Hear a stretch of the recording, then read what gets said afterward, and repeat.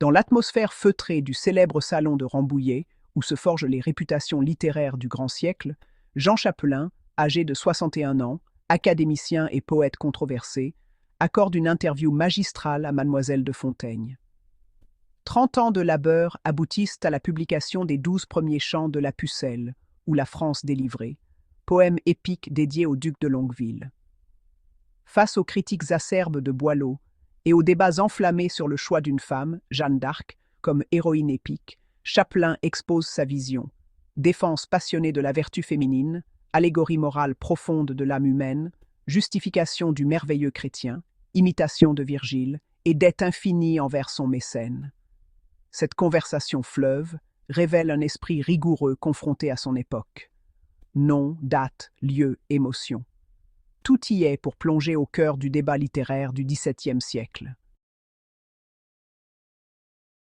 Monsieur Chapelain, je vous l'avoue sans détour, l'attente a été si longue, presque douloureuse. On m'a dit que votre Pucelle vient de paraître après près de 30 ans de travail. Comment avez-vous enfin trouvé le courage de la donner au public? Ma chère demoiselle, vous touchez d'emblée la blessure la plus sensible. Oui, près de 30 années, mais non par caprice ou indolence. Quand j'ai commencé ce poème, vers 1625, j'étais encore un homme relativement jeune. J'avais déjà l'honneur d'être regardé comme critique avisé, j'avais été appelé à l'Académie française par son éminence le cardinal de Richelieu, et une pension honnête m'assurait la liberté de travailler. Je n'imaginais pas alors que ce travail sortirait du cabinet. C'était pour moi une occupation de loisir, après une vie assez agitée, où j'avais préféré, disons, la tranquillité de la retraite à la turbulence de la cour. Je voulais voir si cette espèce de poésie que nos écrivains déclaraient presque impossible en français pouvait être pratiquée chez nous avec quelque succès. C'était un essai, non une résolution héroïque. Puis survint un événement que je puis bien appeler providentiel. Ce que je cachais avec tant de soin tomba par une indiscrétion ou une aventure inopinée entre les mains d'un illustre prince, le duc de Longueville. On ne cesse de parler de lui. Gouverneur de Picardie à 18 ans, campagne en Franche-Comté, en Piémont, en Alsace, et descendant, dit-on, du fameux Jean de Dunois. C'est précisément là une des harmonies secrètes de cette histoire. Le duc de Longueville est en effet le descendant direct de Jean de Dunois, le bâtard d'Orléans, ce compagnon d'armes de Jeanne d'Arc, ce héros dont j'ai fait dans mon poème le véritable centre de l'action. Vous voyez, le protecteur et le héros principal se rencontrent dans une même lignée. Ce prince, en découvrant mon ouvrage, a pris pour lui-même un intérêt si généreux que ce qui n'était qu'un passe-temps est devenu, par ses ordres et ses bontés, une profession publique. Il a, pour dire les choses simplement, fait de mon amusement un devoir. C'est ainsi que je suis devenu poète épique, non par vanité mais par reconnaissance. D'abord par curiosité intellectuelle, puis pour ne pas me noircir de la plus lâche des ingratitudes. Vous allez jusqu'à dire, dans votre épître, que votre poème lui appartient plus qu'à vous. Et je ne l'exagère point, ce poème a été semé sur son fond, cultivé par son assistance, arrosé de ses faveurs, échauffé par ses rayons, élevé sous son ombre. Il n'a de bon goût que celui qu'il lui a donné, il n'a de bonne odeur que celle qu'il lui a communiquée. Quand je le lui offre, je ne lui donne en vérité qu'une chose qui est à lui par un titre plus légitime que celui de l'auteur. Mon seul mérite, si j'en ai un, est de ne pas retenir ce qui lui appartient. Mais permettez que j'ajoute encore ceci. Si j'ai tant hésité à publier, c'est aussi parce que je savais à quel point l'entreprise que j'avais embrassée est la plus hardie dans tout l'empire des Muses. Composer un poème héroïque, c'est se charger de ce qu'il y a de plus élevé. Il faut être versé en toutes les disciplines, connaître le monde, brûler d'une noble ardeur, conduire une vaste machine avec un jugement solide, travailler avec assiduité et patience presque héroïque. On doute encore qu'Homère et Virgile eux-mêmes aient conduit ce genre à sa dernière perfection, comme s'il fallait être héros pour célébrer les héros. Je ne me suis jamais cru de cette taille, je n'ai cherché qu'à occuper innocemment mon loisir, Ce sont les faveurs du duc et plus tard le désir qu'eut le public de voir mon ouvrage qui m'ont arraché à l'ombre. Venons au cœur du scandale. Vous avez mis une femme, Jeanne d'Arc, au centre de votre poème. Dans les conversations mondaines, on répète qu'une femme ne saurait être l'héroïne d'une épopée sans choquer la bienséance. On invoque Aristote pour dire que la femme serait une sorte d'erreur de la nature. Comment répondez-vous à cela? En retournant leur propre philosophie contre eux. On me dit, la femme est imparfaite, elle manque de force corporelle, donc elle ne peut atteindre à la vertu héroïque. Mais je demande, la vertu héroïque réside-t-elle dans les muscles ou dans l'âme? Si elle réside dans l'âme a-t-elle un sexe? Non. L'âme de la femme n'est ni moindre, ni d'une autre espèce que celle de l'homme. La raison, la volonté, la capacité de magnanimité se trouvent également dans l'une et l'autre. Comment dès lors n'accorder aux femmes aucune part à la vertu héroïque sans tomber dans une absurdité manifeste? Ces docteurs définissent la vertu héroïque par la seule vigueur physique, comme si elle se réduisait aux efforts d'un Milon de Crotone. Mais alors, non seulement ils excluent les femmes, mais aussi tous les hommes qui n'ont pas le corps d'un athlète. Ils font de l'héroïsme une vertu brutale, non une vertu divine. Pour moi, la grandeur héroïque consiste dans ces efforts des âmes nées pour les grandes choses, quand, par une ardeur presque surhumaine, elles s'élèvent au-dessus d'elles-mêmes, conçoivent quelques desseins dont l'utilité est aussi grande que la difficulté, et choisissent les moyens de l'exécuter avec confiance et hauteur de courage. Ainsi un Régulus, un Socrate, un Thrasea, un Helvidius Priscus sont-ils des héros par la constance dans les épreuves, autant qu'un Alexandre ou un Scipion le sont par leur conquête. Il n'y a pas moins d'héroïsme à souffrir noblement qu'à agir avec vigueur. Et du côté des femmes, quels exemples alléguez-vous? Aria, par exemple. Son mari condamné à mort injustement, elle s'enfonce le poignard dans la poitrine en disant « Paetus, il ne fait pas mal » pour l'encourager à mourir avec dignité. Épicharis subit les tourments de Néron sans trahir la conjuration dont elle sait les secrets. Elle endure jusqu'à la mort sans céder. Voilà des héroïnes de la constance. Mais il y a aussi des héroïnes d'armes et de gouvernement. Les anciens habitants de la Grande-Bretagne combattaient ordinairement sous le commandement de femmes. Parmi les Scythes, les travaux militaires étaient partagés entre les deux sexes.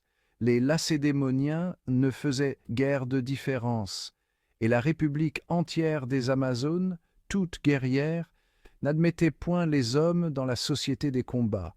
On ne saurait rêver plus nette exception à la coutume des nations. Ajoutez Sémiramis, cette reine de Babylone fondatrice de cités, qui se ceignit d'armes, Thomiris, reine des Massagètes, qui vainquit Cyrus le Grand sur le champ de bataille, Voadis, qui souleva la Bretagne contre Rome, et surtout Zénobie, reine de Palmyre, qui gouverna, combattit, légiféra, étudia et rivalisa avec Rome même. Chez elle, la valeur militaire s'unissait à l'esprit et à la culture. Qui oserait dire qu'une telle femme ne soit pas capable de vertus héroïques? On objectera que tout cela, fût-il vrai, choque la pudeur. Qu'une femme armée manque à la bienséance. Ici, il faut distinguer entre la vraie pudeur et une pudeur purement imaginaire. La vraie pudeur ne se rapporte qu'aux choses mauvaises et opposées à la vertu. L'emploi des armes, en soi, n'est ni bon ni mauvais. Il l'est par la fin qu'on poursuit. Défendre sa patrie, protéger les siens, maintenir la justice, ce sont choses bonnes. Si elles sont bonnes pour l'homme, elles ne peuvent être mauvaises pour la femme en tant que telle. Ce qu'on appelle pudeur, en ce cas, n'est qu'un préjugé d'usage, une habitude sociale qui a pris l'apparence d'une loi morale. Or, l'usage, si universel qu'il paraisse, ne prescrit pas contre la raison. La coutume n'a pas autorité contre la nature. Et nous voyons assez par l'exemple des nations que cette prétendue loi n'est ni universelle ni immuable. Il est même remarquable que plusieurs royaumes de l'Europe, l'Espagne, l'Angleterre, l'Écosse, la Suède, admettent indifféremment les hommes et les femmes à la couronne. Or, pour être roi ou reine, il faut précisément ces qualités héroïques que l'on prétend refuser aux femmes. Une supériorité dans la prudence, dans la force d'âme, dans la capacité de supporter le poids des affaires. Les régences confiées à des princesses, même dans les pays où elles ne succèdent pas de plein droit, confirment encore cette capacité.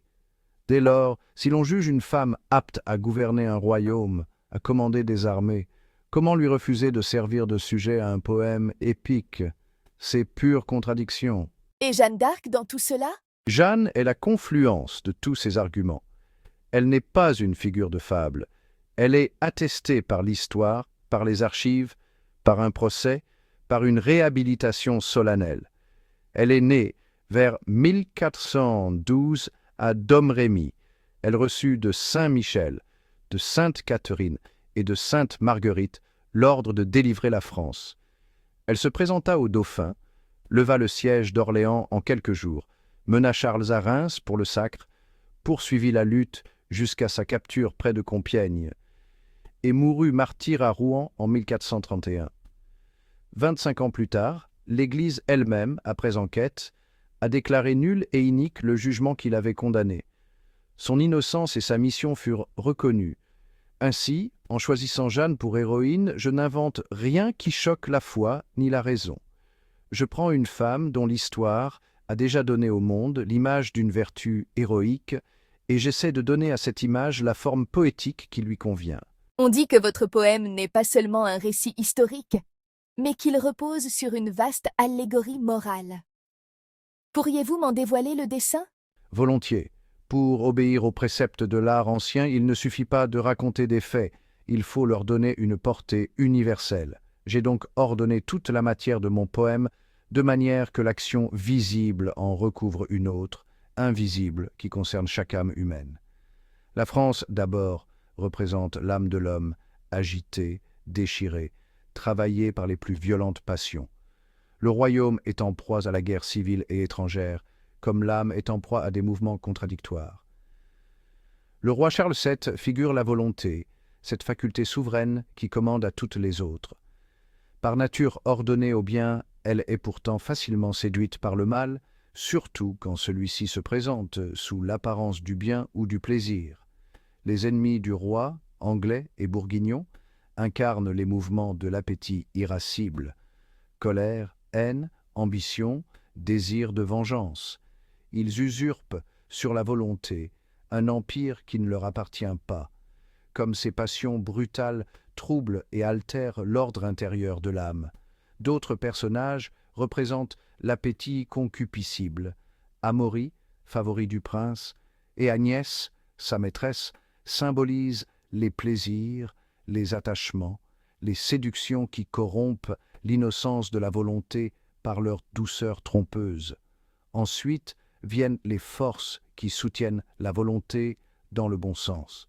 Dunois, parent du roi, inséparable de ses intérêts, champion de sa cause, incarne la vertu enracinée dans la volonté, cette inclination stable vers le bien qui combat sans relâche pour l'affranchir de la tyrannie des passions.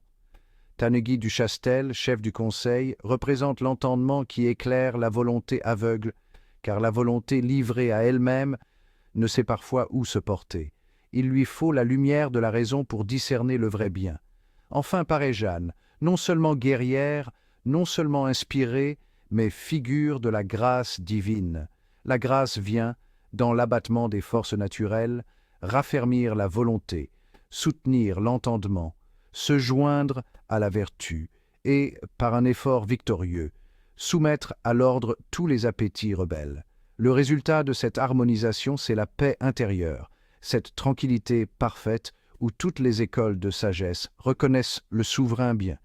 Ainsi, derrière la délivrance de la France et le rétablissement du roi sur son trône, se lit le drame de chaque âme qui lutte pour sortir de la servitude des passions et trouver, avec l'aide de la vertu et de la grâce, la vraie liberté.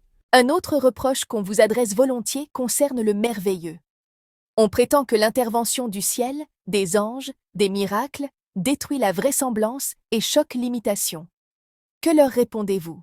que leur objection repose sur une confusion et sur un contresens d'Aristote. Peut-on concevoir un héros véritable où il n'entre rien de divin?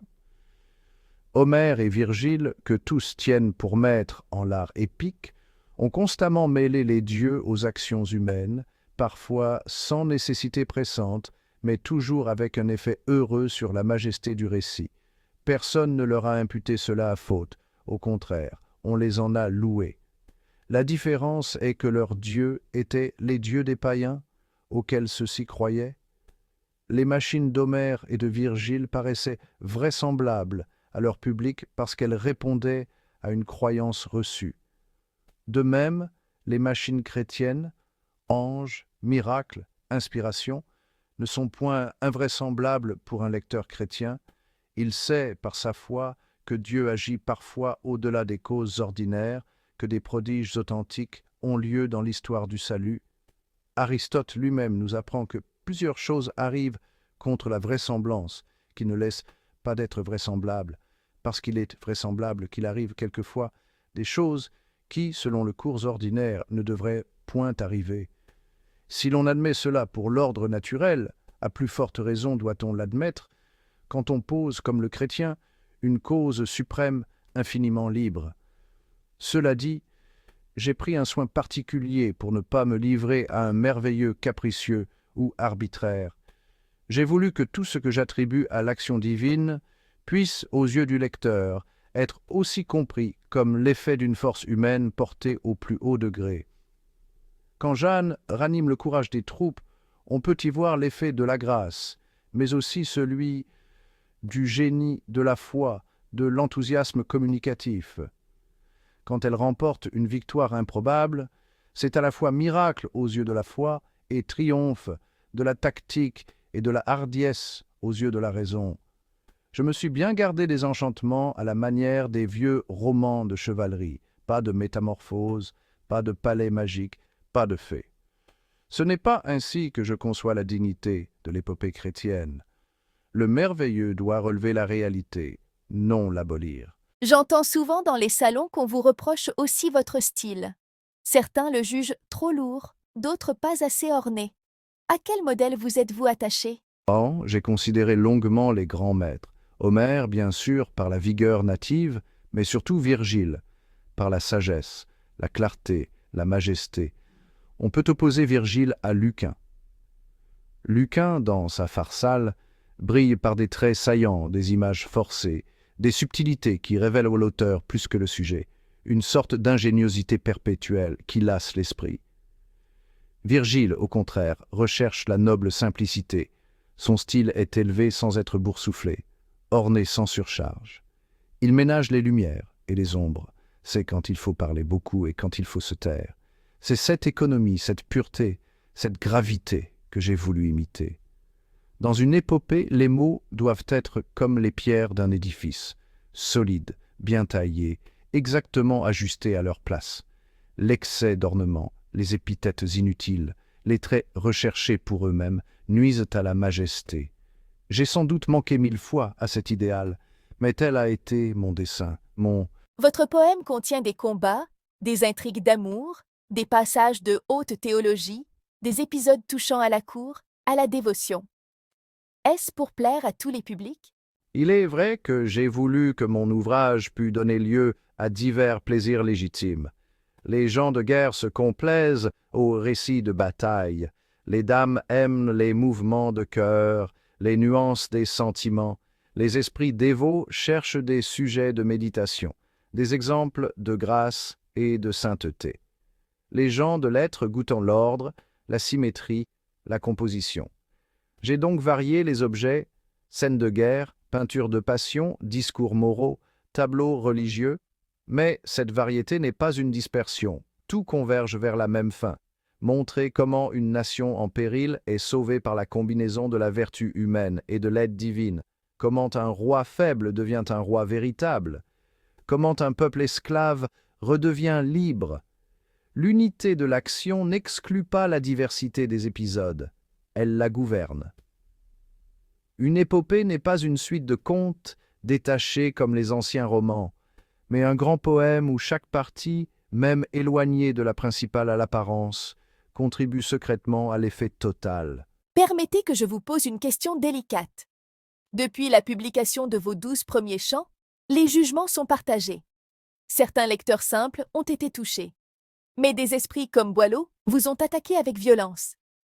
Comment portez-vous ce choc? Avec difficulté, je le confesse. On s'habitue à la critique modérée. On profite même de celle qui est juste, mais les traits méchants qui ne visent qu'à faire rire aux dépens d'un vieil homme qui a peiné honnêtement 30 ans sur son ouvrage, cela blesse. On m'a prêté des vanités que je n'ai jamais eues. On a voulu faire croire que je me mettais au-dessus de Virgile, moi qui n'ai jamais cessé d'admirer ce poète avec une sorte de vénération religieuse. On a raillé ma lenteur, ma pénible élaboration, comme si la précipitation était une vertu. Cependant, je m'efforce de regarder au-delà du tumulte présent. Ce qui demeurera, ce n'est pas tel ou tel trait satirique, c'est l'ouvrage lui-même, s'il a quelque solidité. On pourra toujours en relever les défauts, ils sont nombreux, je le sais. Mais si l'ordonnance générale, l'idée maîtresse, l'alliance de l'histoire et de l'allégorie, la défense du vrai héroïsme, surtout dans une femme, mérite quelque considération, alors je n'aurai pas travaillé tout à fait en vain.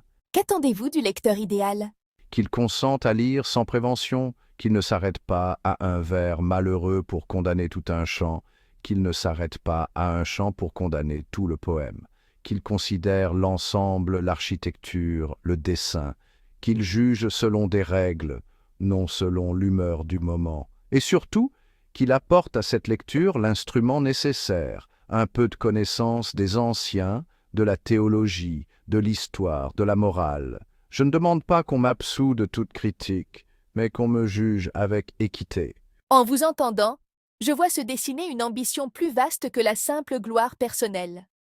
Vous avez voulu défendre par votre poème une certaine idée de la femme et de la grandeur. Est-ce juste? Oui, si quelque chose dans toute cette entreprise me paraît mériter d'être défendu avec chaleur, c'est précisément ceci.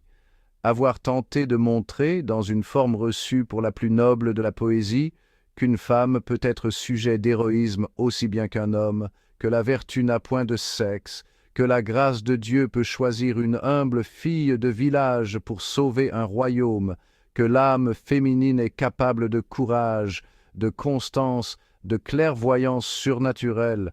Je n'ai pas voulu flatter un caprice moderne, mais rendre justice à une vérité profonde, attestée par l'histoire sainte et l'histoire profane. Si la postérité juge que j'ai mal réussi à l'exprimer, qu'elle au moins ne méprise pas le principe que j'ai voulu servir. Monsieur, je vous remercie. Vous m'avez donné non seulement un éclairage sur votre pucelle, mais une véritable leçon de littérature et de morale. Et moi, demoiselle, je vous dois la gratitude de m'avoir écouté avec une attention si rare. Il y a, pour un auteur, une consolation qui vaut presque toutes les couronnes, rencontrer un lecteur sincère qui cherche à comprendre avant de condamner. Si mon poème trouvait quelques lecteurs de cette sorte, je ne regretterais ni mes années de travail ni les satires qu'il m'a valu.